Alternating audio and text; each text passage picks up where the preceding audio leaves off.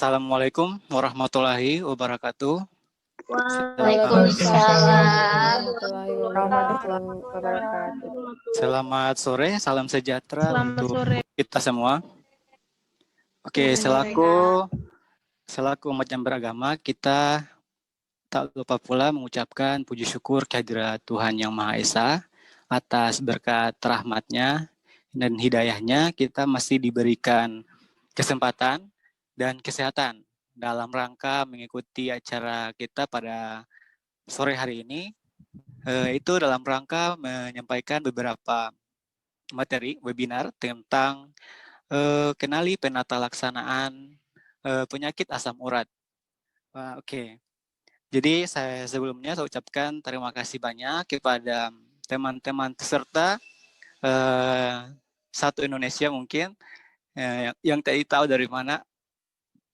Oke, sudah memberikan waktunya pada sore hari ini untuk mengikuti acara webinar kami.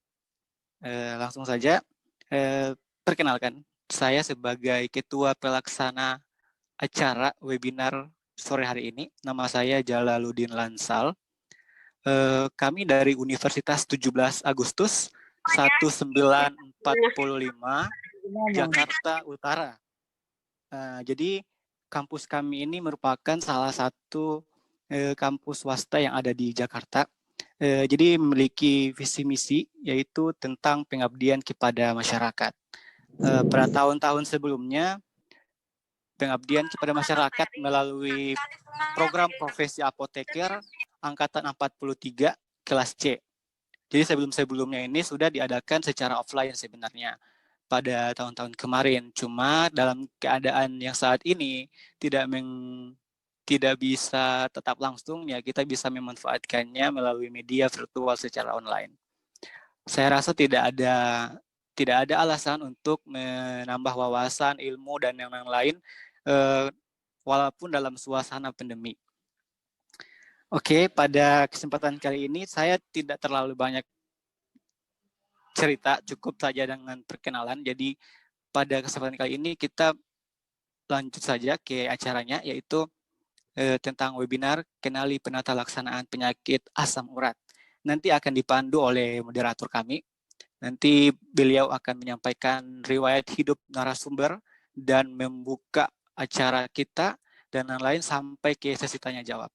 Jadi saya harapkan kepada teman-teman peserta bisa mengikutinya dengan baik, bisa mendengarkan dengan baik semua penjelasan nanti dari narasumber kita, karena narasumber kita ini merupakan orang yang sangat luar biasa, yang sangat kompeten dalam bidang farmasi klinik. Oke, kepada waktu dan tempat saya persilakan kepada moderator untuk memandu acara kita dari awal sampai akhir. Baik, Assalamualaikum warahmatullahi wabarakatuh. Selamat sore, salam sejahtera bagi kita semua. Terima kasih Mas Jalal selaku Ketua Pelaksana webinar pada hari ini. Saya akan melanjutkan atau memimpin webinar pada hari ini. Yang pertama saya akan memperkenalkan diri saya terlebih dahulu. Saya Sandi Novia Irawan. Saya selaku moderator webinar pada hari ini yang bertemakan Kenali Penata Laksanaan Penyakit Asam Urat yang langsung dibawakan oleh pemateri kita, yaitu Dr. Apoteker Diana Laila Rahmatila, Magister Farmasi.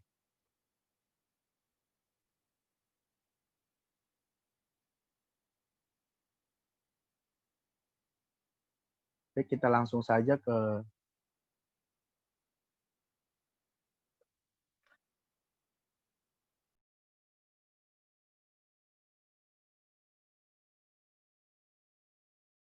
saya ingin membacakan sedikit CV singkat dari pemateri kita, yaitu Dr. Apoteker Diana Laila Rahmatila, Magister Farmasi.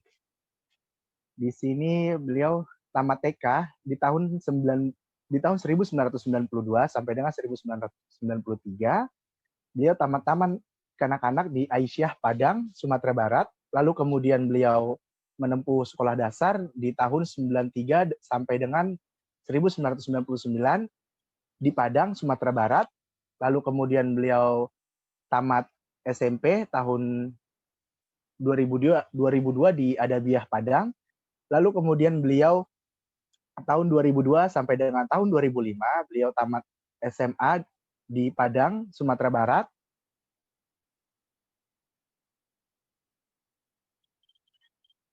Di sini ada riwayat pendidikan beliau, yaitu beliau lulusan Strata 1 Farmasi Universitas Andalas tahun 2009. Beliau lulusan Apoteker Universitas Andalas tahun 2010. Lalu kemudian beliau lulusan Strata 2 Farmasi Universitas Andalas tahun 2012. Kemudian beliau yang terakhir lulusan Strata 3 PhD Clinical Pharmacy at University Science Malaysia atau USA di tahun 2018.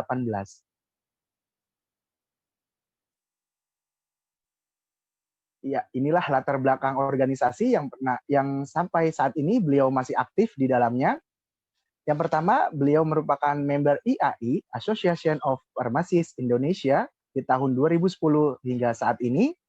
Lalu kemudian beliau juga selaku member ACCP, American College Clinical Pharmacy, di tahun 2016 sampai dengan saat ini. Kemudian beliau juga merupakan salah satu member Hong Kong Chemical, Biological, and Environmental Engineering Society dari tahun 2019 hingga saat ini.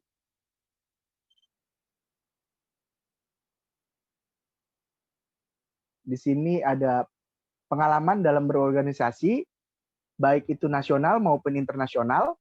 Yang pertama, beliau pernah menjadi bendahara seminar dan workshop nasional apotik dengan tema Jalan Apoteker Menuju Pelayanan Kefarmasian Klinik yang Optimal di tahun 2012. Kemudian beliau juga pernah menjadi ketua pelaksana seminar dan workshop internasional dengan tema penyakit pharmacovigilance dan metabolit di tahun 2013. Beliau juga pernah menjadi panitia workshop Farms Clinic di Rumah Sakit Cikini tahun 2014. Lalu kemudian beliau juga pernah menjadi komite workshop konsep dan penelitian Farms Klinis di Monash University Malaysia tahun 2014. Di sini ada jabatan beliau yang pernah beliau duduki. Yang pertama, beliau pernah menduduki sebagai Ketua Jurusan Program Studi Apoteker Fakultas Farmasi Universitas 17 Agustus 1945 Jakarta di tahun 2013 sampai dengan tahun 2017. Yang kedua juga beliau pernah menjadi Ketua Jurusan S1 Fakultas Farmasi Universitas 17 Agustus 1945 Jakarta di tahun 2018 sampai dengan 2019. Kemudian beliau pernah menduduki jabatan sebagai Dekan Fakultas Farmasi Universitas 17 Agustus 1945 Jakarta di tahun 2019 sampai dengan tahun 2020. Dan saat ini beliau duduki yaitu dengan jabatan Wakil Rektor Bidang Kemahasiswaan Universitas 17 Agustus 1945 Jakarta.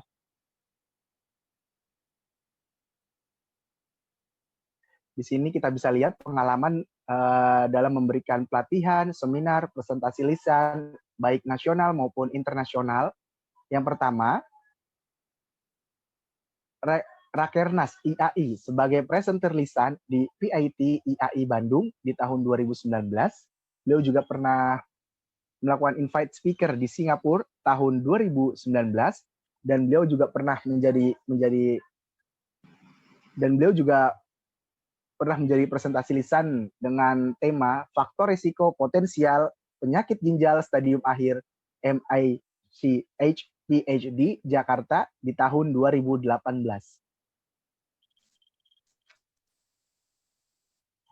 Di sini ada, beliau juga merupakan penulis atau penerbit buku tentang apotek klinis yang berjudul Volume Kerja Apoteker Perawatan di tahun 2014 dan judul Praktek Farms Klinik di tahun 2014.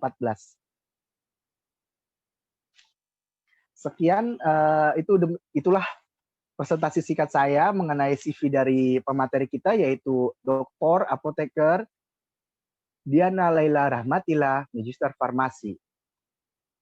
Kita beri aplaus dulu buat Ibu Diana, pemateri kita pada hari ini.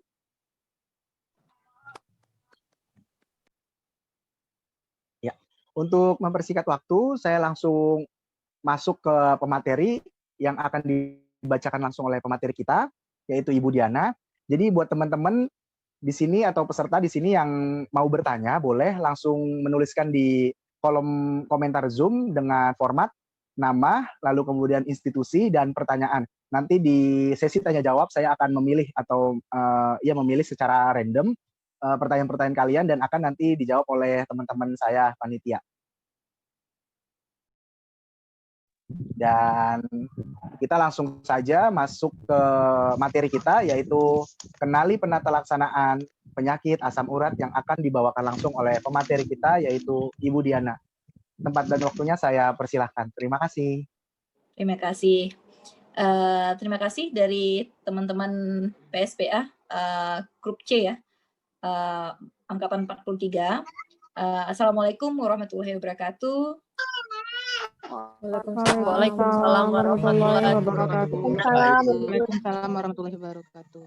Selamat sore teman-teman semuanya, Bapak Ibu ataupun masyarakat yang mengikuti webinar kita pada sore hari ini. Memang ini merupakan salah satu program dari kita sebagai apoteker, sebagai pelayan dari kesehatan, salah satu tim kesehatan yang memberikan pelayanan kesehatan tentang konseling kepada masyarakat sekitar. Salah satunya tema kita yang berjudul kali ini adalah tentang asam urat. Saya di sini membawa mahasiswa yang ada di UTA 45 Jakarta, yaitu mahasiswa dari kelas C, angkatan 43. Bagaimana nanti di sini mahasiswa juga kami akan mengenalkan apa sih apoteker itu. Apoteker adalah salah satu tim klinis yang ada di dunia kesehatan yang memberikan informasi mengenai obat-obatan. Jadi kami akan membantu Bapak Ibu masyarakat untuk mengetahui lebih dalam tentang obat yang digunakan sesuai dengan penyakit yang diderita oleh Bapak Ibu. Untuk tema kali ini, teman-teman panitia sudah menyediakan, yaitu tentang GOP atau yang kita sebut dengan bahasa awamnya adalah asam urat.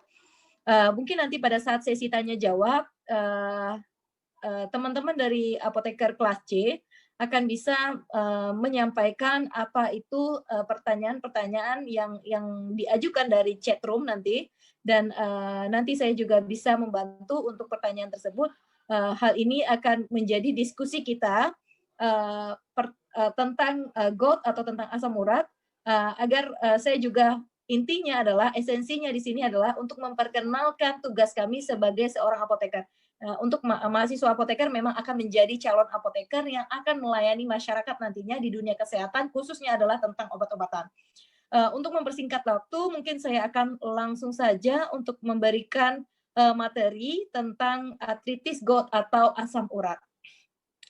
Asam urat ini merupakan salah satu penyakit metabolik yang terkait dengan pola makan, diet tinggi purin, dan minuman beralkohol. Jadi asam urat ini merupakan penyakit yang sering saja kita temukan di masyarakat sekitarnya. Paling banyak ini saya temukan sewaktu saya melakukan penelitian, ini saya temukan pada laki-laki. Kenapa pada laki-laki? Biasanya laki-laki itu suka merokok. Ada dari beberapa laki-laki itu yang suka mengkonsumsi minuman alkohol. Ada, dan juga kebiasaan makannya yang suka makan makanan yang jero-jeroan, seperti jantung, tunjang, usus, dan lainnya, atau kacang-kacangan. Sehingga ini menimbulkan terjadinya peningkatan asam urat pada tubuh seseorang. Salah satu tanda dari penimbunan asam urat tersebut adalah kakinya nanti tidak bisa berjalan dengan baik. Jadi nanti pada saat dia berjalan pada saat dia melangkah, itu akan terasa seperti di telapak kakinya itu dia sedang menginjak kaca. Ini adalah tanda awal dari asam urat tersebut. Jadi penimbunan kristal monosodium urat ini pada sendi dan jaringan lunak merupakan pemicu utama terjadinya keradangan atau inflamasi pada gout arthritis. Artritis gout ini merupakan jenis artritis terbanyak ketiga setelah osteoartritis. dan kelompok rematik luar sendi, gangguan pada komponen penunjang sendi, peradangan, dan penggunaan yang berlebihan. Lanjut. Ini data dari NHNES3 pada tahun 1988 hingga 1994 di Amerika Serikat menunjukkan bahwa artritis gout menyerang lebih dari 3 juta pria dengan usia 40 tahun atau lebih dan 1,7 juta wanita dengan usia 40 tahun atau lebih. Artinya di sini pria lebih berisiko terkena asam urat dibandingkan wanita. Dan untuk kasus baru-baru ini, di dalam penelitian yang dilakukan oleh beberapa peneliti dari mancanegara, banyak sekali kasus asam urat itu ditemukan bukan lagi pada usia 40 tahun ke atas, namun sudah mulai pada usia 25 tahun ke atas. Jadi hati-hati sekali, 25 tahun ke atas sudah banyak masyarakat sekitar yang merasakan asam urat ini, penyakit asam urat ini. Tahun 2007 hingga 2008, penderita artritis gout meningkat menjadi 8,3 juta penderita, di mana jumlah penderita artritis gout pada pria sebesar 6,1 juta, wanita 2,2 juta. Artinya perbandingan antara wanita dan pria adalah 1:3. Pria 3 kali lipat lebih banyak dibandingkan wanita. Lalu berdasarkan laporan Dinas Kesehatan, jumlah kasus artritis gout dari tahun ke tahun, atau asam urat ya, nama awamnya adalah asam urat, nama medisnya adalah artritis gout, dari tahun ke tahun mengalami peningkatan dibandingkan dengan kasus penyakit tidak menular lainnya. Perubahan gaya hidup tradisional ke gaya hidup modern merupakan pemicu utama artritis gout. Lanjut. Ini adalah tanda dan gejalanya, rasa nyeri hebat dan mendadak pada ibu jari kaki, terganggunya fungsi sendi yang biasanya di satu tempat sekitar 70-80% pada pangkal ibu jari. Terjadinya hiperurisemia dan serta penimbunan kristal. Jadi hiperurisemia ini adalah asam urat yang terjadi meningkat di dalam tubuh jika tidak kita kendalikan, jika tidak diobati, dibiarkan saja begitu saja, membentuk endapan namanya bentuk batu asam urat. Kalau ini terjadi penimbunannya di ginjal, maka pasien-pasien ini bisa mengalami gagal ginjal. Tahun 2015-2016 saya melakukan penelitian tentang gagal ginjal di Malaysia dan di Indonesia. Salah satu yang menyebabkan pasien tersebut gagal ginjal adalah karena tidak aware dengan asam urat itu sendiri. Asam urat yang ada pada tubuh pasien tersebut hanya dirasakan tetapi tidak diobati dengan baik. Akhirnya pasien dengan umur 35 tahun sudah menderita gagal ginjal. Awalnya kenapa? Awalnya salah satunya adalah karena asam urat tadi. Lalu peradangan disertai demam dan pembengkakan tidak simetris pada satu sendi dan terasa panas. Pastinya kalau terjadi inflamasi, terjadinya peradangan, terjadinya suatu timbunan yang ada pada sendi tadi yang menyebabkan terjadinya peradangan, maka tubuh akan merespon dengan bentuk demam. Lalu adanya serangan pada satu sendi, terutama sendi ibu jari kaki. Sendi tampak kemerahan. Oke, sendi tampak kemerahan. Lalu kakinya nanti pada saat berjalan akan seperti berjalan di atas kaca. Lanjut.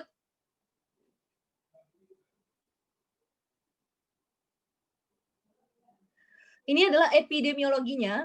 Artritis gout atau asam urat ini menyebar secara merata di seluruh dunia. Prevalensi bervariasi antara negara yang kemungkinan disebabkan oleh adanya perbedaan lingkungan, diet, dan genetik. Jadi ada 3 faktor di sini yang mempengaruhinya, lingkungan, diet, dan genetik. Di Inggris, dari tahun 2000 hingga 2007, kejadian artritis gout yaitu 2,68 per 1000 penduduk, dengan perbandingan 4,42 penderita pria dan 1,32 penderita wanita. Ingat di sini prevalensinya dari satu penelitian juga menunjukkan pria lebih banyak, lebih berisiko dibandingkan wanita dan meningkat seiring bertambahnya usia. Di Italia, kejadian artritis gout meningkat dari 6,7 per 1000 penduduk pada tahun 2005 menjadi 9,1 per 1000 penduduk pada tahun 2009. Jumlah kejadian asam urat di Indonesia masih belum jelas karena data yang masih sedikit. Hal ini disebabkan karena Indonesia memiliki berbagai macam jenis etnis dan kebudayaan, jadi sangat memungkinkan jika Indonesia memiliki lebih banyak variasi jumlah kejadian artritis gout yang mungkin tidak tercatat. Lanjut. Ini adalah penyakit penyebabnya pertambahan usia, pastinya karena semakin bertambah usia, apa yang ada di dalam tubuh metabolismenya pasti akan menjadi lebih lambat, sedangkan di dalam tubuh pasti akan dihasilkan purin. Dari luar kita juga mengasup purin. Purin ini adalah salah satu zat nantinya yang akan membentuk asam urat. Lalu ginjalnya juga sudah lambat dalam membersihkan sisa-sisa bersihan metabolisme sehingga bisa terjadi endapan asam urat. Jenis kelamin yaitu pria lebih berisiko dibandingkan wanita. Riwayat medikasi, misalnya ada obat-obat. Ada beberapa obat-obat yang memang menyebabkan peningkatan asam urat. Salah satunya adalah obat-obat TB ataupun obat MAH seperti PPI atau obat omeprazol yang sering kita temukan di apotek. Ya, ini adalah salah satu obat yang bisa memicu asam urat. Namun jangan khawatir, ketika pasien mengkonsumsi obat ini, selalu seperti misalnya obat TB ataupun obat omeprazol yang merupakan obat sakit MAH, sakit lambung, pasien dianjurkan untuk minum air putih dengan cukup dan mengurangi makanan jero-jeroan. Jero-jeroan di sini adalah seperti hati, usus, semua makanan-makanan yang mengandung asam purin atau asam urat. Dan kacang-kacangan juga sebaiknya dihindari pada saat mengkonsumsi obat-obat yang juga akan meningkatkan asam urat tadi. Lalu obesitas, pastinya obesitas juga akan menjadi salah satu penyebab peningkatan asam urat dan konsumsi purin dan alkohol. Lanjut. Ini adalah patofisiologinya, mungkin nanti di dalam tubuh, ini adalah prosesnya di dalam tubuh itu kita sudah ada ribose 5-fosfat, nantinya akan membentuk asam urat dengan bantuan santin. Jadi nanti pada saat ribose 5-fosfat nanti berubah menjadi PRPP, dia di dalam tubuh ini akan berubah menjadi asam inosinik, akan berubah menjadi hiposantin akan berubah menjadi santin, dengan bantuan santin oksidase, maka berubahlah ini membentuk asam urat. Asam urat ini nanti akan diekspresikan melalui ginjal. Namun ketika ini terlalu banyak, maka ginjalnya bisa mengalami kerusakan. Ini adalah obat-obat yang biasanya digunakan. Ada probenasid. Probenasid ini menghambat asam urat. Ini biasanya probenasid lesinurat ini adalah urikosurik yang diberikan pada pasien yang sudah didiagnosa asam urat kronik. Sama halnya dengan allopurinol dan febuxostat. Allopurinol juga merupakan obat yang diberikan pada saat pasien sudah didiagnosa asam urat kronik. Artinya di sini yang mekanisme kerja dari obat tadi adalah menghambat pembentukan santin, menghambat terbentuknya asam urat. Sedangkan untuk obat-obat pada pasien yang didiagnosa asam urat akut, mekanisme kerjanya adalah untuk membersihkan seluruh asam urat yang ada di dalam tubuh. Tidak lagi menghambat. Tapi kalau sudah kronik, maka kita harus menghambat prosesnya karena sudah terlanjur terbuat di dalam tubuh. Lanjut.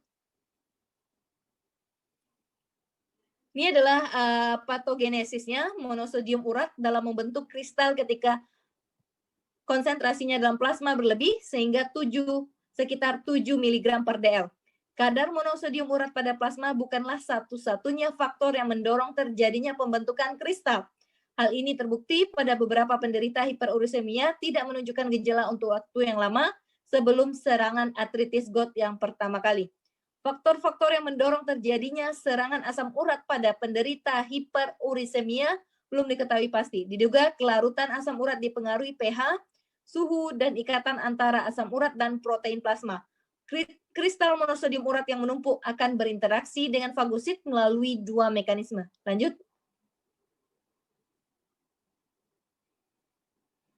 Mekanisme pertama adalah dengan cara mengaktifkan sel-sel melalui rute konvensional, yaitu opsonisasi dan fagositosis, serta mengeluarkan mediator inflamasi. Ini adalah proses yang terjadi di dalam tubuh bagaimana asam urat tadi menyebabkan suatu peradangan. Lalu mekanisme kedua adalah kristal monosodium urat tadi berinteraksi langsung dengan membran lipid dan protein melalui membran sel dan glikoprotein pada fagosit. Interaksi ini mengaktifasi beberapa jalur transduksi seperti protein G, fosfolipasi C dan D, streptosin kinase, ERKI1, RKE2, C-jun N-terminal kinase, dan P38 mitogen activated protein kinase. Ini adalah hanya beberapa zat-zat kimia yang ada di dalam tubuh yang akan dihasilkan pada saat kristal monosodium urat tadi berinteraksi langsung dengan membran lipid dan protein di dalam tubuh. Lanjut.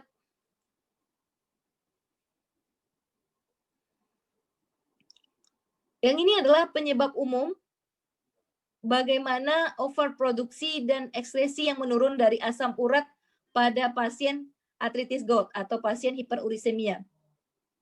Ini adalah overproduksi, artinya adalah produksi dari purin yang akan menjadi hiperurisemia, akan menjadi asam urat tadi sangat tinggi produksinya. Karena kita tahu tadi purin di dalam tubuh pasti akan dihasilkan. Ketika purin itu dihasilkan, harusnya purin tadi seimbang dengan pembuangannya. Jadi purin dihasilkan, pembuangannya juga harus banyak. Kalau ketika purin itu dihasilkan banyak, atau asam urat itu dihasilkan banyak, harusnya tubuh juga bisa membuang asam urat tadi dengan banyak, jadi seimbang. Namun kebanyakan yang terjadi adalah asam urat itu terlalu berlebih dihasilkan di dalam tubuh, sedangkan pembuangannya itu lambat. Jadi asam uratnya banyak sekali di dalam tubuh, sedangkan pembuangannya lambat, akhirnya tubuh menimbun asam urat. Terjadilah penimbunan asam urat yang menyebabkan terjadinya inflamasi. Inflamasi artinya adalah peradangan yang ada di dalam tubuh, khususnya di daerah sendi. Ini kalau yang overproduksi, contohnya adalah makanan dengan kandungan purin tinggi, misalnya kerang, tiram, daging merah, hati, ikan teri, jero-jeroan, dan kacang-kacangan.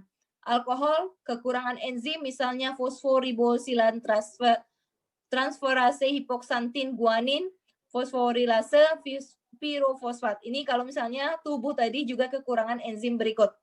Lalu obesitas, peningkatan pergantian sel, keganasan, dan psoriasis. Artinya apa? Kalau tubuh di dalam tubuh itu juga sudah ada terdeteksi adanya tumor ganas, adanya cancer, ini juga akan menyebabkan terjadinya peningkatan produksi purin. Ya, jadi produksi purin tadi selain disebabkan oleh faktor makanan, purin ini adalah awal mulanya sebelum terbentuk asam urat. Jadi asam urat tadi meningkat selain dari karena makanan, bisa juga karena adanya keganasan, yaitu adanya cancer, tumor ganas. Lalu adanya psoriasis, suatu penyakit ya. Penyakit ini, psoriasis ini juga termasuk penyakit sistem imun. Lalu ekskresi yang menurun. Ekskresi yang menurun bisa karena penyakit ginjal. Jadi kalau ginjalnya sudah tidak berfungsi dengan normal, artinya pada saat ginjal itu melakukan bersihan. Jadi di dalam ginjal, dia akan melakukan bersihan ginjal, akan mengeluarkan zat-zat sisa metabolisme tadi. Jadi ginjalnya lambat dalam membersihkan sisa-sisa metabolisme tadi. Artinya bisa terjadi penumpukan. Intoksikasi obat-obatan, misalnya diuretik, siklosporin, aspirin, dosis rendah, pirazinamid, niacin, etambutol. Obat-obat tadi yang menyebabkan peningkatan asam urat karena ekskresinya yang menurun. Asidosis metabolik, misalnya ketoasidosis, asidosis laktat, dan alkohol. Alkohol juga menyebabkan ekskresi dari asam urat tadi menurun. Ini gambaran klinis penyakitnya. Tahap 1 adalah tahap asimptomatik. Tahap ini merupakan gejala awal tanpa disertai gejala spesifik. Pada tahap ini terjadi peningkatan asam urat atau hiperurisemia tanpa disertai gejala artritis, tolus, dan batu urat di saluran kemih. Tahap kedua adalah tahap akut. Jadi tahap ini ditandai serangan nyeri hebat di persendian secara mendadak, disertai rasa panas dan kemerahan. Kebanyakan serangan akut terjadi pada ibu jari. Tahap ketiga adalah tahap interkritikal, merupakan interval di antara dua serangan akut. Penderita yang pernah mengalami serangan pertama bukan berarti tidak pernah mengalami serangan lagi. Kebanyakan penderita mengalami serangan kembali setelah 6-12 bulan. Jadi setelah 6-12 bulan terjadi serangan lagi. Makanya kalau sudah masuk tahap interkritikal ini, pasien kita diagnosa, kita nyatakan pasien sudah mengalami tahap kronik. Penting rasanya kita mengetahui tahapan penyakit asam urat ini agar pengobatan yang diberikan kepada pasien juga pengobatan yang tepat sesuai dengan indikasi. Tahap yang keempat ini adalah tahap kronik. Tahap ini ditandai dengan pembentukan tofus yang biasanya dibentuk setelah 11 tahun serangan pertama. Serangan ini biasanya terjadi 4 sampai 5 kali setahun. Ini tidak hanya 11 tahun ya, namun akhir-akhir ini untuk kronik, 1 tahun sesudah pasien itu mengalami akut, kita juga sudah bisa mengatakan pasien ini adalah sudah memasuki tahapan kronik. Kenapa? Karena serangan asam urat tadi sudah berulang-ulang lebih dari 2 kali. Tidak hanya menunggu sampai 11 tahun, namun pada tahun kedua jika tidak pasien tidak mengubah pola hidup dengan baik, asam uratnya tidak terjaga, tidak terkontrol, maka ini bisa masuk ke dalam asam urat kronik. Walaupun kalau misalnya pasiennya bisa menjaga dari awal, itu bisa diperlama untuk menuju asam urat kronik. Ini diagnosis berdasarkan The American College of Rheumatology atau ACR. Inflamasi maksimal pada hari pertama, serangan akut lebih dari 1 hari. Ini disebut dengan artritis monoartikular. Sendi yang terkena berwarna kemerahan, pembengkakan dan nyeri sendi, adanya tofus.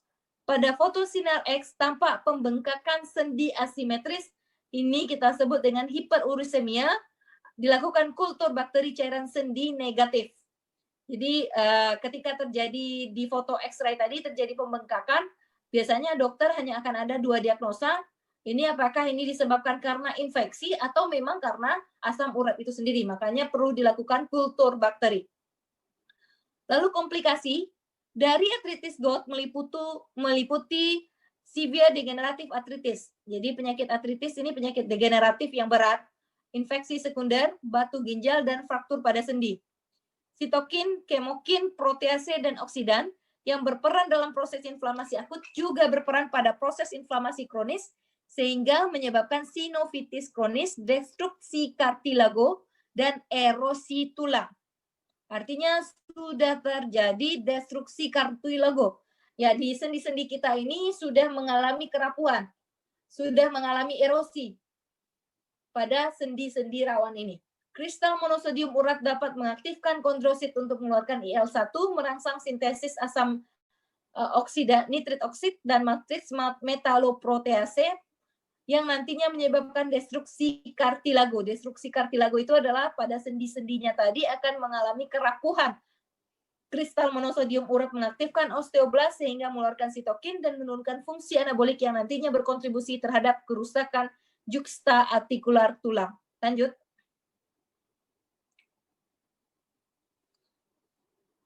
Ini adalah perjalanannya, perjalanan penyakitnya. Prognosis artritis gout dapat dianggap sebuah sistem bukan penyakit sendiri. Dengan kata lain, prognosisnya, penyakit asam urat ini merupakan prognosis penyakit yang menyertainya. Artritis gout sering dikaitkan dengan morbiditas yang cukup besar dengan episode serangan yang sering menyebabkan penderita cacat. Jarang artritis gout sendiri yang menyebabkan kematian atau fatalitas pada penderitanya. Artritis gout yang diterapi lebih dini dan benar akan membawa prognosis yang baik. Jadi hasilnya akan lebih baik jika kepatuhan penderita terhadap pengobatan juga baik. Artinya pasien taat minum obat, menjaga pola diet, menjaga pola makan, maka asam uratnya dapat terkontrol, bahkan dapat menghasilkan satu kesembuhan dari asam urat, bukan menjadikan asam uratnya bertambah menjadi lebih parah. Dengan terapi yang dini, artinya sedini mungkin ketika pasien sudah dinyatakan asam urat, diberikan obat pertolongan atau obat terapi lini pertama.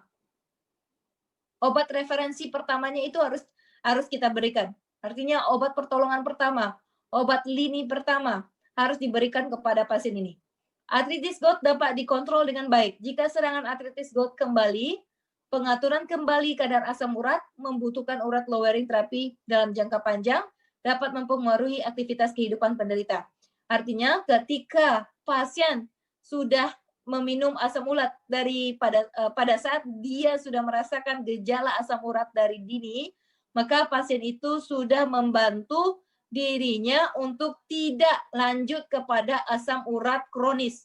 Sehingga penting rasanya pasien meminum obat asam urat yang tepat dengan teratur dan patuh dan juga menjaga pola hidupnya dengan baik.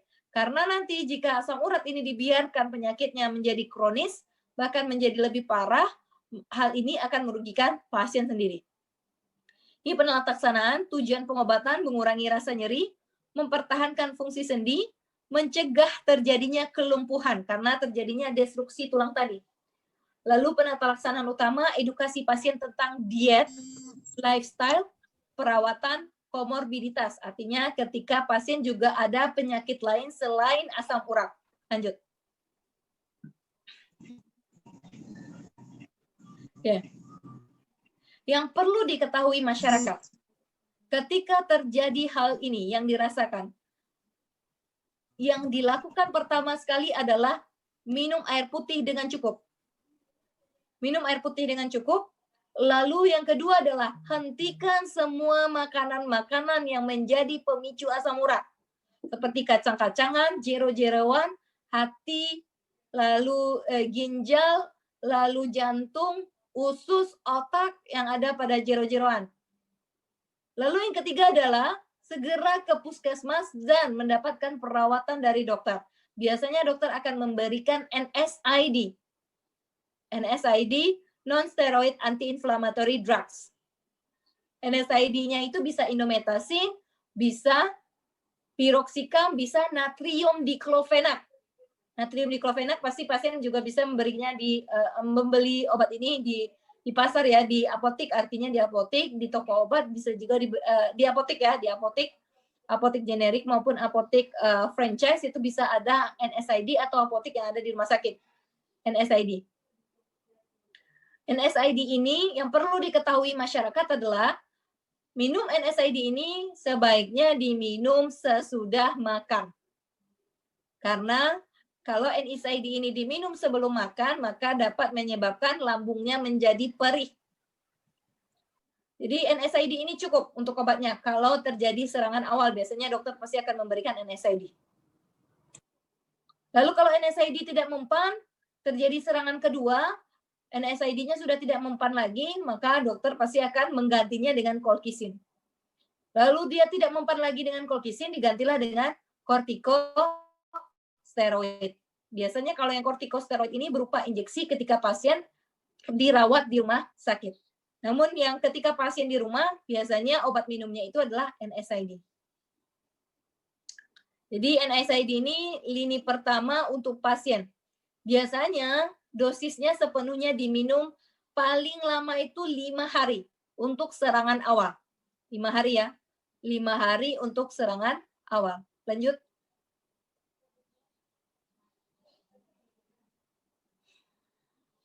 Ini adalah obat golongan NSAID yang direkomendasikan. Indomethacin, naproxen, sulindac. Aspirin tidak diberikan pada dosis awal ya.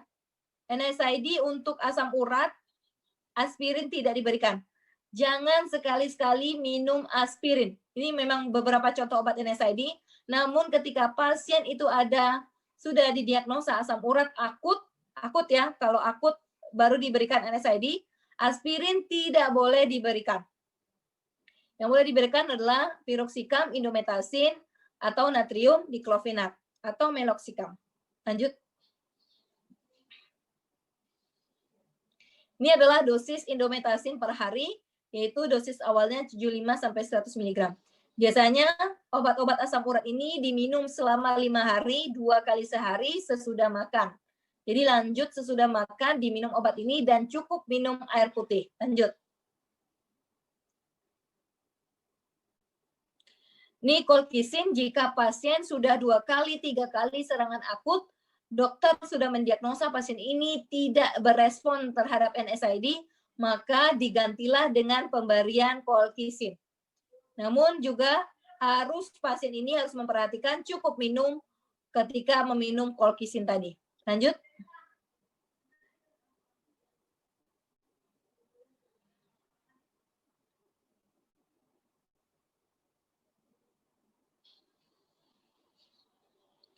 Efek samping dari colchicine juga sama dengan NSAID, pastinya akan menyebabkan asam lambung meningkat, rasa tidak enak pada lambung, jadi memang harus sesudah makan diminumnya. Lanjut.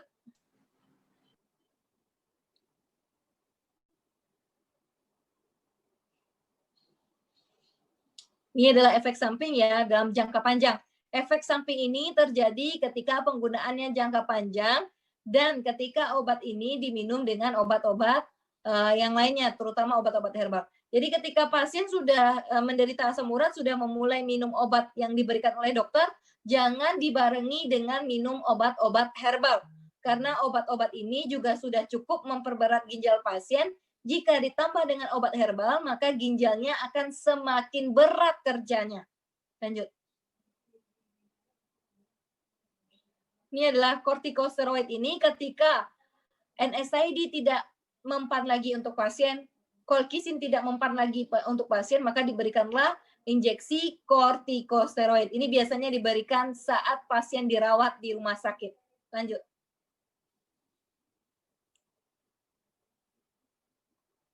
Ini adalah untuk beberapa literatur sudah membedakan kalau pasien yang dikatakan asam urat kronik adalah pasien yang sudah mengalami serangan 2-4 kali per tahun. Sudah bisa dikatakan pasien itu adalah asam urat kronik. Ketika pasien sudah asam urat kronik, dosisnya yang diberikan lini pertamanya adalah allopurinol atau probenecid atau sulfenpirazon. Apakah boleh allopurinol ini diberikan pada saat pasien asam urat akut? Tidak boleh, karena mekanisme tadi berbeda. Asam urat akut, obat-obat untuk asam urat akut, dia akan melakukan pembersihan semua purin yang ada di dalam tubuh. Sedangkan untuk asam urat kronik, contohnya allopurinol, dia akan menghambat pembentukan purin. Jadi ketika kita menggunakan allopurinol ini untuk asam urat akut, maka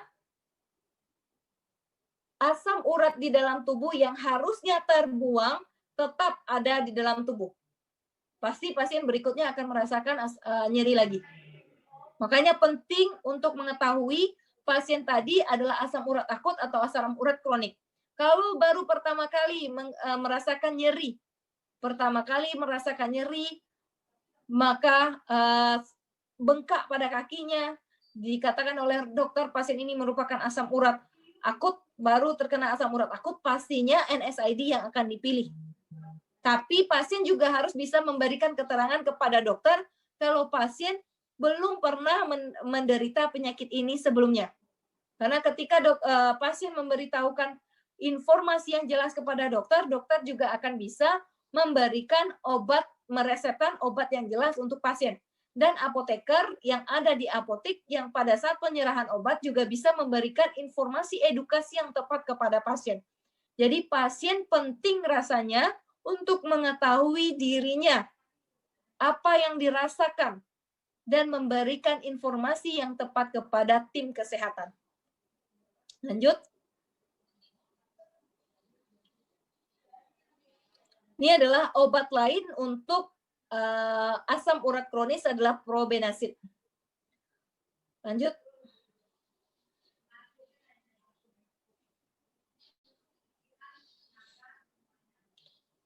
Ini hanya beberapa ya, ada beberapa kombinasi terapi, colchicine plus NSAID, colchicine plus oral corticosteroid, NSAID plus intra-articular corticosteroid, colchicine ini adalah obat-obat untuk asam urat akut yang berat ya, asam urat akut yang berat. Kalau misalnya dia hanya mild dan sedang, itu biasanya diberikan saja NSAID atau colchicine atau corticosteroid. Namun ketika nyerinya itu dirasakan nyerinya lebih berat atau rasa sakitnya lebih berat, maka biasanya digabungkan colchicine plus NSAID. Lanjut.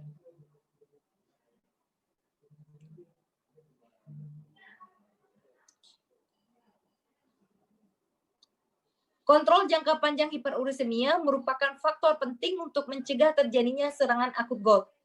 Jadi, berapa kadar asam urat di dalam tubuh ketika masyarakat setelah melakukan pemeriksaan darah, coba sekali-sekali masyarakat tersebut memeriksakan berapa kadar asam urat tubuhnya. Jangan sampai nanti serangan ini memang sudah ada, asam urat ini memang sudah ada pada diri pasien, tapi karena tidak dirasakan dengan baik, nanti sekali serangan itu muncul, serangan tadi akan menyebabkan rasa nyeri yang cukup hebat. Lanjut.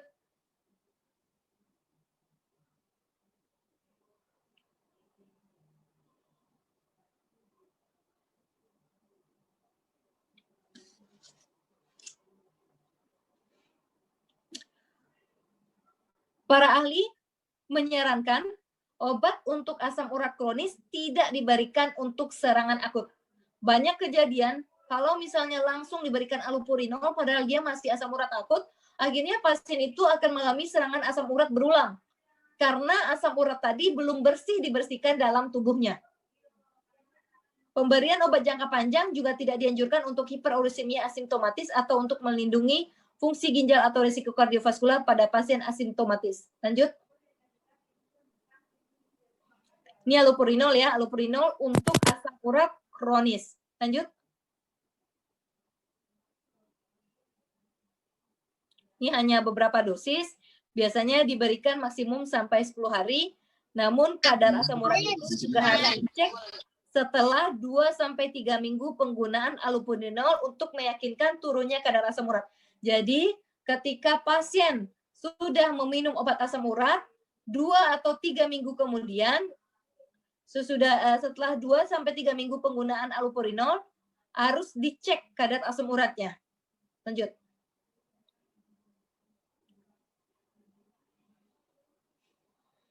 Lanjut. Ini adalah beberapa efek samping ya. Namun untuk digarisbawahi, efek samping ini baru akan muncul jika obat tadi diminum bersamaan dengan obat-obat lain yang tidak penting. Arti kata tidak penting ini adalah obat-obat suplemen lainnya, seperti misalnya obat herbal. Lanjut.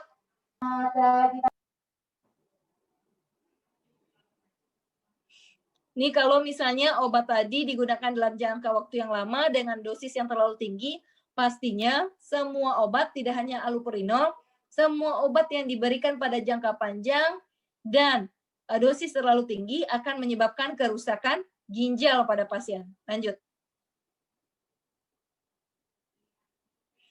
Ini adalah beberapa dosis ya, beberapa contoh obat.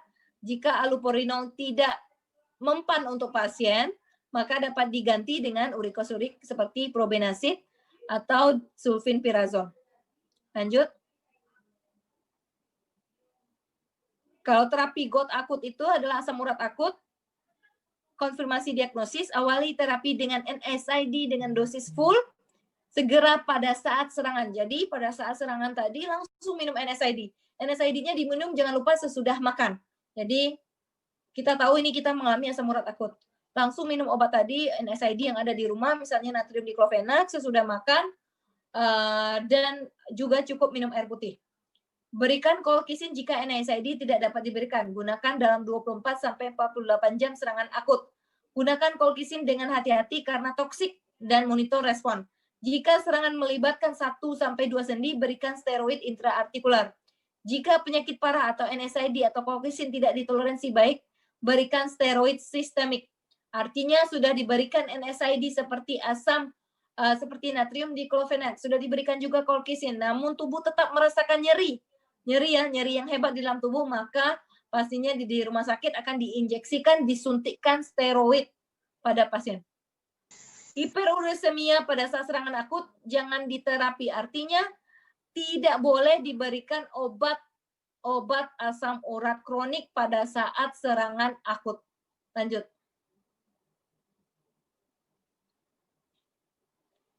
Mulai terapi menurunkan kadar asam urat pada pasien yang mengalami serangan lebih dari 2 kali dalam setahun. Jadi terapi GOT kronik ini diberikan ketika pasien sudah mengalami serangan lebih dari 2 kali dalam setahun. Gunakan urikosurik pada pasien yang tidak tahan atau alergi allopurinol dan pada pasien dengan fungsi ginjal normal tetapi ekskresinya rendah. Lanjut. Ini adalah dimonitor. Setelah diminum obatnya dengan baik, harus dimonitor berapa kadar asam urat setiap 3-6 bulan. Jadi pasien juga dapat memonitor dirinya sendiri, apakah asam urat tadi masih tetap ada di dalam tubuh dengan jumlah yang cukup tinggi atau tidak. Kalau misalnya sudah minum asam urat, sudah minum NSAID dengan dosis yang penuh pada waktu yang ditentukan, namun 3 bulan kemudian tetap juga tinggi asam uratnya, nah, jangan-jangan pasien sudah masuk ke dalam asam urat kronik. Lanjut. Ini adalah terapi non-farmakologi, artinya pasien selain minum obat tadi, pasien juga harus memodifikasi gaya hidup, yaitu menurunkan berat badan, mengurangi asupan makanan tinggi purin seperti jeroan, otak, jantung, hati, melakukan aktivitas fisik atau olahraga, menghentikan kebiasaan merokok, menghentikan konsumsi alkohol, mengurangi stres, meningkatkan asupan cairan. Jadi minimal air putih itu diminum 2 liter sehari. Mengkompres sendi yang sakit dengan es dan mengistirahatkannya selama 1-2 hari. Lanjut.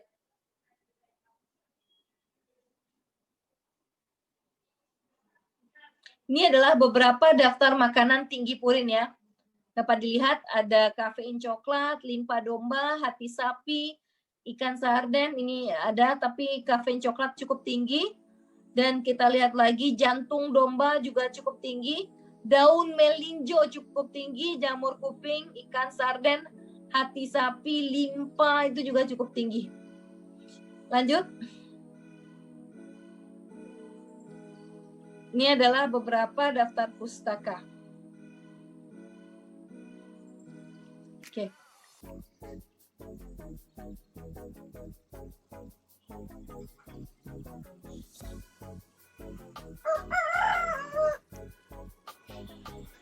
Mungkin cukup itu, saya kembalikan kepada moderator.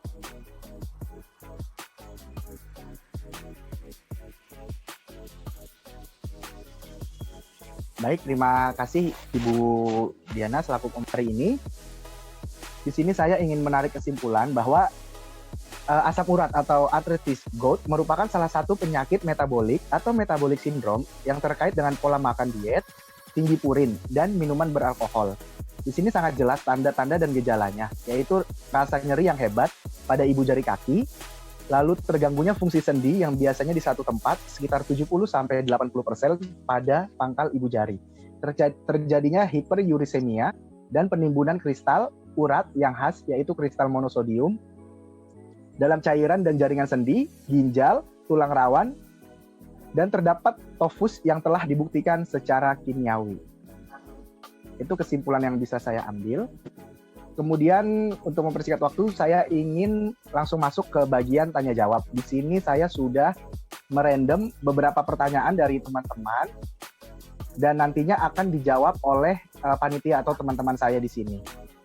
Yaitu pertanyaan pertama dari Purwo Sakti Aji dari Universitas 17 Agustus.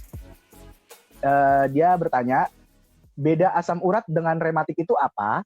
Karena pada dasarnya yang dirasakan itu hampir sama, yaitu nyeri di bagian di sendi. Lalu pertanyaan kedua, yaitu dari Ratna Ningsih, Institusi Apotik Medikastor. Apakah obat-obat asam urat dapat dianjurkan tambahan dengan konsumsi obat-obat herbal? Apakah aman jika diberikan bersama-sama? Atau lebih baik hanya memilih salah satu? Kemudian jika ingin memeriksa ke dokter, pada tahap kapan? Lalu pertanyaan yang ketiga dari Agustina, dia bertanya apakah diet yang dianjurkan bagi penderita asam urat? Oke, dari teman-teman panitia atau dari teman-teman PSPA kelas C, ada yang bisa bantu jawab, silahkan. Pertanyaan dari teman-teman kita ini. Baik, terima kasih atas waktunya. Saya akan menjawab pertanyaan dari Purwo Sakti Aji dari Universitas 17 Agustus 1945. Dia bertanya, perbedaan asam urat dengan rematik itu apa? Karena yang dirasa hampir sama yaitu nyeri sendi. Asam urat itu disebabkan karena peninggian kadar asam urat hingga timbul deposit atau tumpukan kristal asam urat, sehingga menyebabkan reaksi peradangan sendi. Sedangkan pada rematik atau rheumatoid arthritis itu merupakan suatu penyakit autoimun di mana dapat menyebabkan reaksi peradangan pada sendi. Memang terlihat sama nyeri sendi, namun gejala pada setiap penyakitnya bisa berbeda. Karena berbeda penyebabnya, berbeda pula penanganan yang diberikan.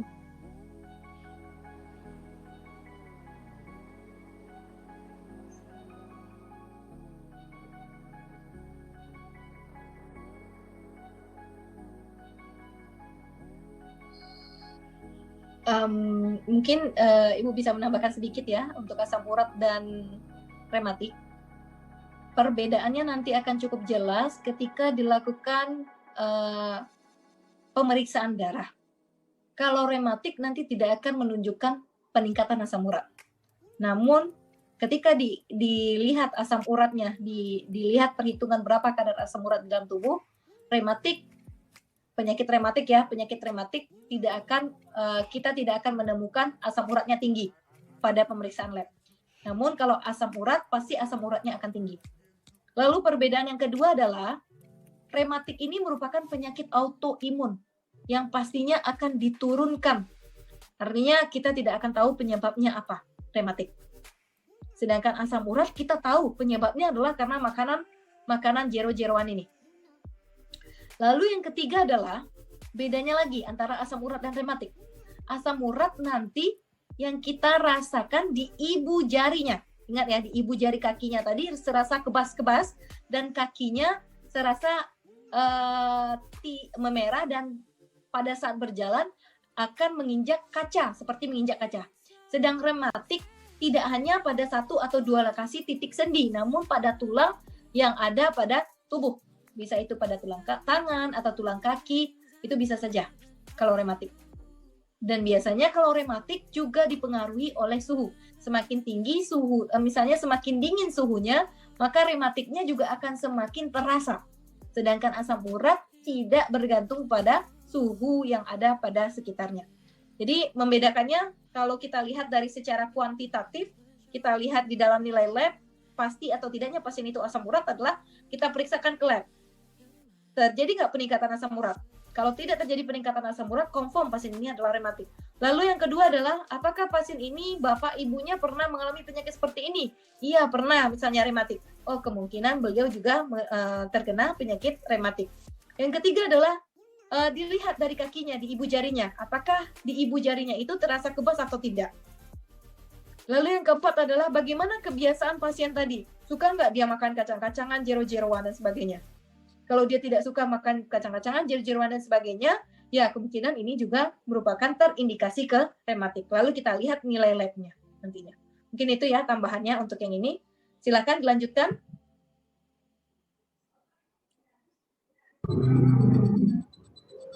Baik, saya Kristina Anusuliana akan menjawab pertanyaan dari Atmaningsih. Itu pertanyaannya, apakah obat-obat asam urat dapat dianjurkan tambahan dengan konsumsi obat-obat herbal? Apakah aman jika diberikan bersama-sama atau lebih baik hanya memilih salah satu saja? Kemudian jika ingin memeriksa ke dokter pada tahap kapan? Jadi saya akan menjawab, bisa saja, namun sebaiknya untuk pengobatan pertama, pilihlah obat herbal yang secara empirik memang sudah memberikan terapi. Namun, perhatikan juga efek samping. Jika efek samping ada dan tidak dapat ditoleransi, wajib dihentikan. Untuk penggunaan sekaligus dengan obat sintetik, ini sebenarnya boleh saja, tapi tidak disarankan karena khawatirnya ada interaksi obat. Bisa saja obat sintetik tidak akan memberikan efek terapi, ataupun bisa menyebabkan hal yang tidak diinginkan. Lebih baik pilih salah satu saja. Jika memang asam urat tidak dapat ditahan, terdapat nyeri hebat di bagian persendian, wajib beli obat yang tersedia di apotek terdekat atau boleh langsung ke dokter. Oke. Mungkin Ibu tambahkan sedikit ya. Ketika masyarakat ini sudah didiagnosa asam urat, kalau memang pasien itu serangan akut awal, pasien sebaiknya tidak memilih obat herbal. Namun minumlah obat NSAID tadi, karena hanya cuma 5 hari ya. 5 hari untuk membersihkan purin-purin yang ada di dalam tubuh. Kenapa tidak dianjurkan obat herbal? Karena asam urat itu sendiri yang ada di dalam tubuh, tumpukannya tadi sudah membuat ginjal kita menjadi berat dalam bekerja. Lalu yang kedua, ketika kita tambah lagi dengan obat herbal, kenapa obat itu dikategorikan obat herbal? Kenapa obat ini dikategorikan dengan obat konvensional? Yang membedakannya apa? Obat ketika akan menjadi obat konvensional, dia memiliki beberapa tahap. Ada tahap preklinis, ada tahap klinis. Tahap preklinis ini adalah tahap-tahap yang diujikan pada hewan percobaan, sedangkan tahap klinis adalah tahap yang sudah diujikan pada manusia. Ada tahap 1, 2, 3, dan 4. Obat herbal ini belum semuanya kompon dari satu obat itu, zat aktifnya itu masih banyak. Artinya ketika misalnya minum daun kumus kucing, herbal ya, yang biasanya untuk batu ginjal. Atau misalnya obat herbal teh sirsak, daun jati Belanda, atau obat-obat lain. Memang diperuntukkan misalnya untuk mengurangi kolesterol, mengurangi asam urat.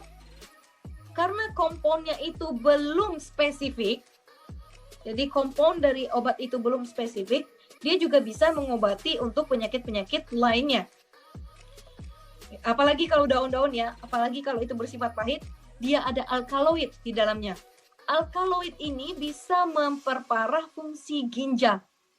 Jadi sebaiknya ketika terjadi serangan akut awal, minumlah obat konvensional yang dianjurkan dokter, minum air putih yang cukup, hindari semua faktor penyebabnya, pola gaya hidup dirubah sebaik mungkin, dan dengan seperti ini mudah-mudahan asam uratnya tidak muncul kembali. Kalaupun muncul itu butuh waktu yang lama akan muncul lagi. Ini ya satu faktornya. Lalu sesudah obat konvensional ini diminum, boleh nggak minum teh-teh yang lain untuk menghindari asam urat? Kita lihat obat herbalnya itu obat apa? Apakah sudah ada terregistrasi oleh BPOM? Apakah obat ini sudah terpercaya? Karena obat herbal itu ada yang obat yang hanya jamu, herbal terstandar atau fitofarmaka, ada BPOM-nya atau tidak, terregistrasi atau tidak, teruji atau tidak. Kalau dia teruji, kita dapat meminum obat ini sebagai suplemen, bukan sebagai untuk obat utama. Kalau untuk obat utama adalah obat konvensional, karena kita butuh action-nya. Lalu sesudah obat konvensional ini dihentikan, boleh kita bisa minum ini sebagai suplemen. Misalnya kita minum teh hijau, atau minum teh sirsak dan sebagainya. Namun tetap juga harus memperhatikan gaya hidup. Artinya pola gaya hidup itu termasuk kepada menghindari semua makanan yang meningkatkan purin atau asam urat di dalam tubuh, berolahraga dengan baik dan teratur, dan mengurangi berat badan. Ini adalah pola gaya hidup. Karena apapun obatnya, baik obat konvensional ataupun obat herbal, ketika terapi non-farmakologi. Terapi non-farmakologi ini di dalamnya itu adalah olahraga, gaya pola hidup sehat, dan mengurangi obesitas. Ini tidak dilakukan dengan baik, maka semua obat yang diminum, baik obat herbal atau konvensional, tidak ada artinya. Jadi kesimpulannya adalah ketika pasien terkena asam urat, pada saat serangan, sesudah serangan itu, serangan ya, nyeri sekali. Lalu ke dokter, pasti diberikan obat asam urat, minumlah sebaik mungkin, dan minum banyak air putih, hindari semua faktor pemicunya, lalu sesudah 2 minggu atau 3 minggu kemudian dicek lab, asam uratnya sudah turun. Untuk maintenance-nya, pasien ingin minum teh sirsak misalnya, atau teh hijau misalnya, yang obat-obat yang kita lihat berupa teh yang sudah terpercaya oleh BPOM, dan itu juga kita sudah tahu komposisinya dengan baik, artinya dari registrasinya obat itu jelas telah berizin edar, kita boleh meminumnya sebagai suplemen tambahan, namun juga harus hati-hati minum teh-teh itu. Nah, teh-teh itu juga tidak boleh terlalu sering kita minum, karena dia juga dapat memperberat fungsi ginjal kita. Jadi kita dapat minum 2 kali seminggu, 1 kali seminggu yang memang sudah terpercaya obat herbalnya. Namun tidak boleh dibarengi dengan meminum obat konvensional. Oke, lanjut. Silakan. Assalamualaikum warahmatullahi wabarakatuh. Waalaikumsalam. Saya akan menjawab pertanyaan dari Sinta Sevana Irene Sitonga dari Inkes Helvetia Medan. Mengapa obat seperti phenylbutazone, dexamethasone, dan prednisone disebut obat asam urat? Sebenarnya itu hanya obat antiinflamasi untuk mengurangi gejala asam urat dan hanya boleh dikonsumsi sementara. Lebih dan kurang saya kembalikan sama Ibu. Oke, dexamethasone disebut juga dulunya adalah obat dewa. Bahkan sekarang pada saat COVID-19 ini, dexamethasone merupakan steroid rendah yang dapat digunakan pada pasien COVID, merupakan untuk antiinflamasi ketika terjadi peradangan di dalam tubuh. Namun ini bukanlah obat pilihan pertama untuk asam urat.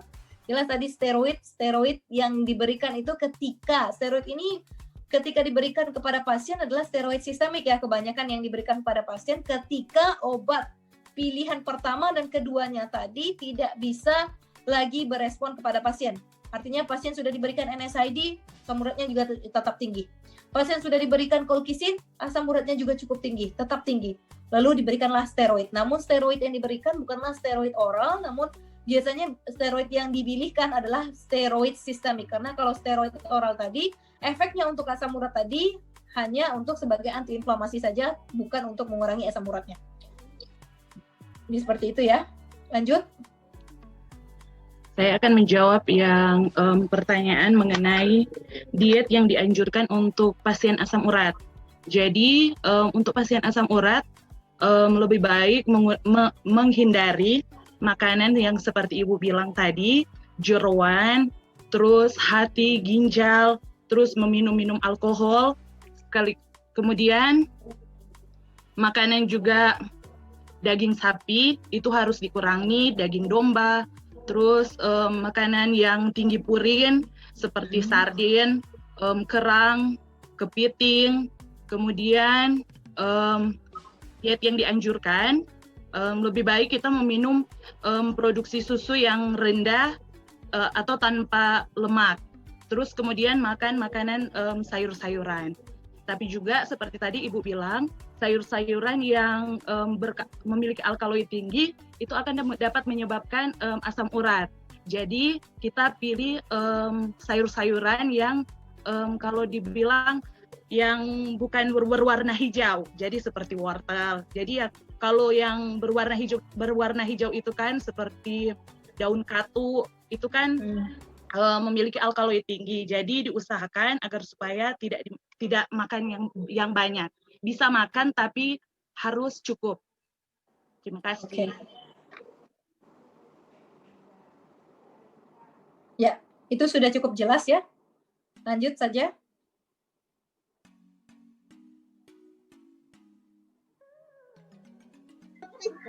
Terima kasih. Saya akan menjawab pertanyaan dari Karida dari Universitas 17 Agustus Jakarta.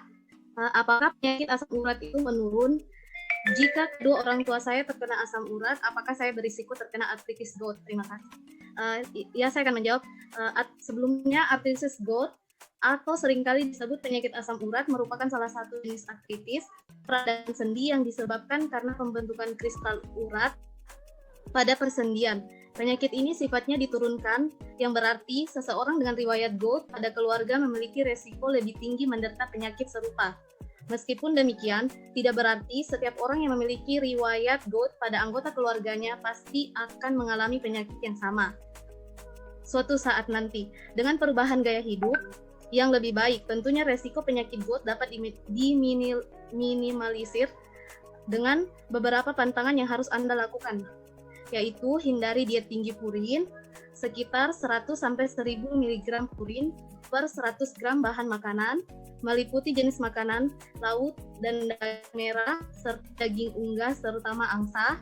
Batasi konsumsi makanan yang mengandung purin dalam jumlah sedang, kurang lebih 9-11 gram atau 100 gram bahan makanan, meliputi daging sapi, daging domba, daging babi, asparagus, kembang kol, berbagai jenis kacang-kacangan, beserta produk olahan, bayam, jagung manis, daun singkong, kangkung, daun, dan biji melinjo.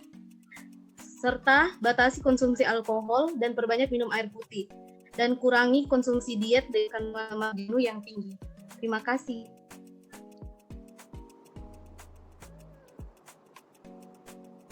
Oke.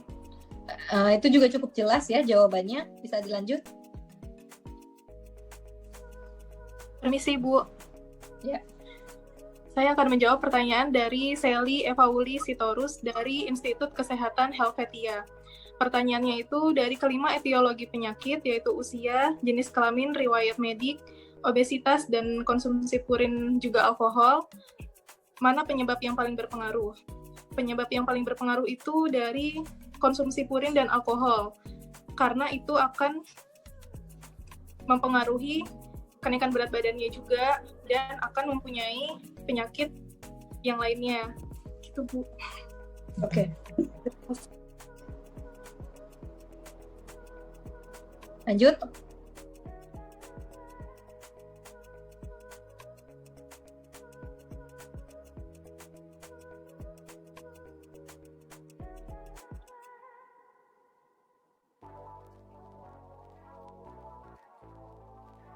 Ada lagi pertanyaan dari yang lain? Saya ingin menjawab pertanyaan dari Maria Sheila Setia Nitisha Universitas 17 Agustus 1945 Jakarta. Saya ingin bertanya, Bu, kalau kakak saya saat cek ke dokter langsung diberikan allopurinol. Berapa bulan kemudian terjadi keluhan asam urat lagi, Bu? Apakah boleh jika kakak saya mengkonsumsi allopurinol lagi, Bu? Jadi, Maria, mungkin pada saat kakak Anda cek asam urat dan diberikan allopurinol, kakak Anda tidak lagi mencek kembali apakah asam uratnya sudah normal atau belum. Karena asam urat yang normal itu kurang dari 6. Jadi sebaiknya untuk meminum kembali asam urat, obat asam urat allopurinol sebaiknya dicek dulu apakah asam urat itu naik atau tidak. Terus rekomendasi saya lebih baik harus konsultasi dulu ke dokter. Terima kasih. Oke. Kalau misalnya ketika pertama dokter langsung memberikan allopurinol ya, ini kebanyakan terjadi ya. Makanya seorang farmasis itu, apoteker itu harus benar-benar mengetahui ilmunya. Karena saya juga sering berdiskusi dengan beberapa sepupu saya, dengan beberapa tante yang memang spesialis penyakit dalam dan sebagainya. Banyak memang di antara dokter langsung memberikan asam urat allopurinol. Karena kenapa? Mungkin dokter tidak mendapatkan keterangan yang tepat untuk apakah pasien ini asam urat akut atau kronis. Harusnya kalau misalnya dia masih asam urat akut atau misalnya belum yakin, belum make sure ini adalah asam urat akut atau kronis, pasien sebaiknya diberikan NSAID beberapa hari, baru setelah itu, setelah di 2 minggu, 3 minggu berselang, baru mungkin dilanjutkan dengan allopurinol.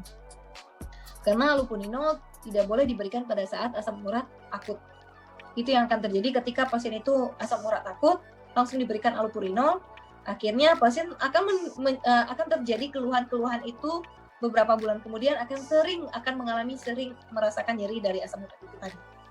Jadi itulah gunanya pasien. Yang pertama adalah dari sisi pasiennya. Pasien harus memberikan keterangan yang jelas kepada dokter atau tim kesehatan.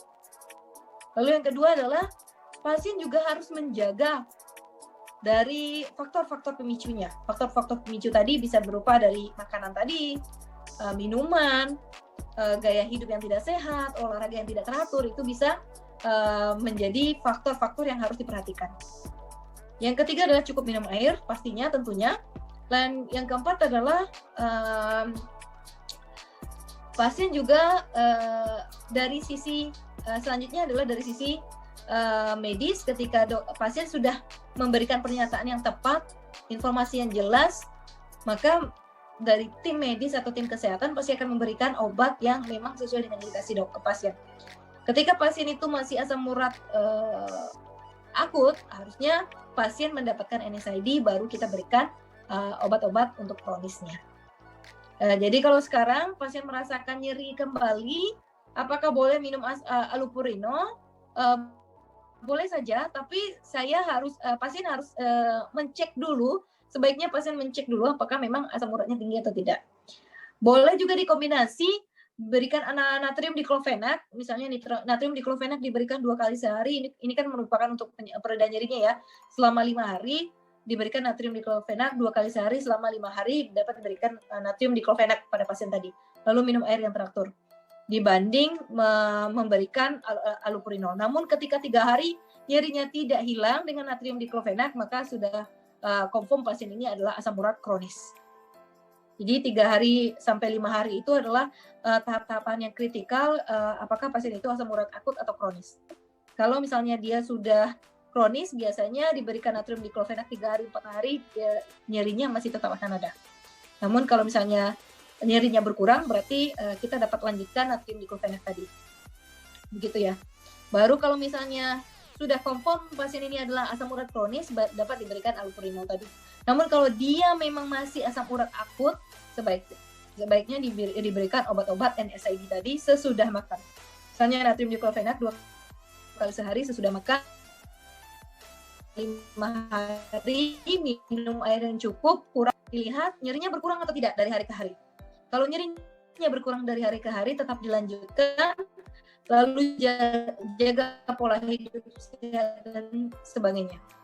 Namun kalau nyerinya tidak berkurang, maka dapat dengan allopurinol. Gitu ya. Lanjut. Iya, Bu. Ada lagi yang mungkin saya rasa cukup ya, Bu, untuk sesi tanya jawab pada webinar hari ini. Saya dari kelas PSPA kelas C berterima kasih untuk semua peserta, untuk semua hadirin yang sudah meluangkan waktunya, dan untuk Ibu Diana yang sudah menyampaikan materi dengan sangat jelas dan sudah membantu kita untuk menjawab semua pertanyaan dari teman-teman. Saya akhiri. Assalamualaikum warahmatullahi wabarakatuh. Waalaikumsalam warahmatullahi wabarakatuh.